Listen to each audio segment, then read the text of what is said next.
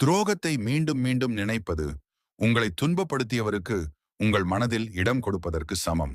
நடந்த துரோகத்தை மாற்ற முடியாது, ஆனால் அதனால் உங்கள் எதிர்காலம் பாதிக்கப்படாமல் காக்க முடியும். துரோகத்தை பற்றி அதிகமாக சிந்திக்காதீர்கள். அது உங்கள் அமைதியை மட்டுமே திருடும். உங்களை விட்டு சென்றவர்களை நினைத்து வருந்தாதீர்கள். உங்களுடன் உண்மையாக இருப்பவர்களை மதியுங்கள். துரோகம் ஒரு பாடமாக இருக்கட்டும். வாழ்க்கை முழுவதும் சுமையாக மாறவிடாதீர்கள். பிறர் செய்த தவறுக்காக உங்கள் மனதை தினமும் தண்டிக்காதீர்கள். துரோகத்தை மறக்க முடியாவிட்டாலும் அதை பற்றி சிந்திப்பதை நிறுத்த கற்றுக்கொள்ளுங்கள்.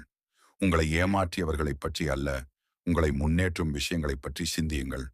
துரோகத்திற்கு சிறந்த பதில் பழிவாங்குதல் அல்ல, அமைதியாக முன்னேறுவதுதான். கடந்த துரோகம் உங்கள் நம்பிக்கையை அழிக்க அனுமதிக்காதீர்கள். எல்லோரும் ஒரே மாதிரி அல்ல. உங்கள் மன அமைதி துரோகம் செய்தவர்களை நினைப்பதை விட முக்கியமானது. துரோகத்தை நினைத்து நேரத்தை வீணாக்காதீர்கள். உங்கள் வாழ்க்கையை மீண்டும் அழகாக உருவாக்குங்கள்.